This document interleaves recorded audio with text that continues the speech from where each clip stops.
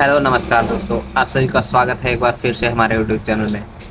अ, हम लोग आज से आज मर्डर मिस्ट्री एक स्टोरी है मर्डर मिस्ट्री की, उसको हम लोग पढ़ेंगे और देखेंगे इसमें क्या है क्या नहीं, कितना रोमांच मिलता है क्या हुए। तो आइए चलिए शुरू करते हैं पढ़ना और देखते हैं आगे क्या है। लगातार बज रही टेलीफोन की घंटी की वजह से हवलदार मात्रे की नींद खुल गई। उसने नींद में ही फ़ोन उठा लिया और अपने कान पर रख दिया और उबासी लेते हुए बोला कि हाँ, पुलिस स्टेशन से बोल रहा हूँ, बोलो क्या काम है। सामने से किसी की डरी हुई आवाज़ आ रही थी। डर उसकी आवाज़ में साफ लग रहा था। सामने से आ रही आवाज़ ने हवलदार को कुछ बताया। फिर हवलदार ने फ़ोन रखते हुए तुरंत बाद अपनी टोपी संभाली और इंस्पेक्टर समीर शेखावत की कैबिन की तरफ दौड़ पड़ा। मात्रे की दौड़ की वजह से आसपास बैठे हुए हवलदारों को यह बात जानने में देर न लगी कि मामला थोड़ा संगीन है, वरना मात्रे यूं ही कभी नहीं दौड़ता, क्योंकि वह 55 साल का बूढ़ा था और उसकी तोंद भी बाहर निकली हुई थी और पुलिस स्टेशन में वो सबसे आलसी था। मात्रे ने समीर सर के कैबिन का दरवाज़ा खोला और जाते ही सबसे पहले सलामी दी। समीर ने फाइलों में से अपना मुंह ऊपर किया और मात्रे को देखकर इशारों में ही कहा कि बोलो क्या बात है। सर, भोपाल में एक लाश मिली है। थोड़ी देर पहले अमन नाम के किसी लड़के का फ़ोन था, उसी ने यह बात बताई। समीर ने जितनी भी फाइल निकाली थी वह सब टेबल के साइड में रख दी। समीर अपनी कुर्सी से उठ खड़ा हुआ। उसने अपने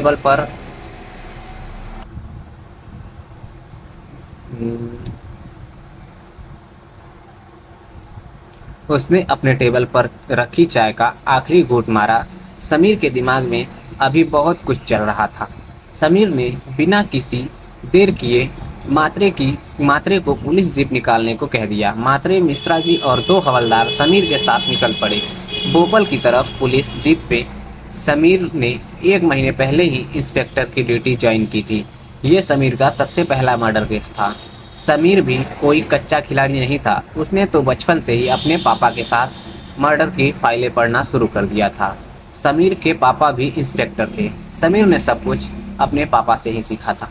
बचपन से लेकर अब तक न जाने कितनी ही फाइलें पढ़ी थी। उसने समीर को इतना पता था कि फाइल पढ़ना और मर्डर इन्वेस्टिगेशन करना दोनों में बहुत फ़र्क है। फिर भी खुद को तसल्ली देते हुए वो पहुंच चुके थे घटना वाली जगह पर पुलिस से पहले मीडिया वाले वहां पहुंच चुके थे और हल्ला मचा रहे थे। पुलिस जीप से नीचे समीर साउथ मूवी की स्टाइल में पैर से दरवाज़ा खोला और मुंह में जलती हुई सिगरेट। देखने वालों के लिए यह किसी मूवी सीन से कम नहीं था। मात्रे ने सर की यह स्टाइल देखकर जोर से सीटी बजाने की कोशिश की, पर हवा के सिवाय कुछ नहीं निकला। मिश्रा जी और बाकी हवलदार मात्रे को देखकर हंस पड़े। समीर ने अपनी आंखों से ही सबको ये बता दिया था कि हम केस सॉल्व करने आए हैं, हंसने और सीटी बजाने नहीं। पुलिस को देखकर मीडिया वाले उन पर टूट पड़े और एक के बाद एक सवालों की छड़ी लगा दी।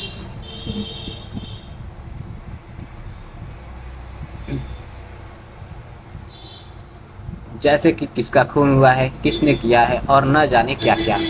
समीर मीडिया वाले को टालता हुआ क्राइम सीन पर पहुंचा। वहां लाश की सड़ी हुई बदबू और एसिड की मिली जुली गंध आ रही थी। उसकी आंखों के सामने जो नजारा था वह बड़े बड़े लोगों के दिल को दहला सकता था। लाश को देखकर सबसे पहले मिश्रा जी बाहर की तरफ दौड़े। समीर ने सबको देखते हुए यह कहा कि अब जिसको भी उल्टी आ रही है वह बाहर जा सकता है और जब उसे अच्छा लगे कि वह ठीक है तभी अंदर आना, वरना नहीं। Is that clear? की आवाज़ पूरे हॉल में गूंजने लगे। सभी हवलदार ने एक साथ हामी भरी। समीर ने मात्रे जी को कहा कि फॉरेंसिक की टीम को बुलाओ और अमन नाम का लड़का जिसका हम पर फोन आया था उसे बुलाओ। मात्रे जी बाहर की तरफ रवाना हुए फॉरेंसिक टीम और अमन को बुलाने के लिए। थोड़ी देर बाद मात्रे जी अमन के साथ हाजिर हुए।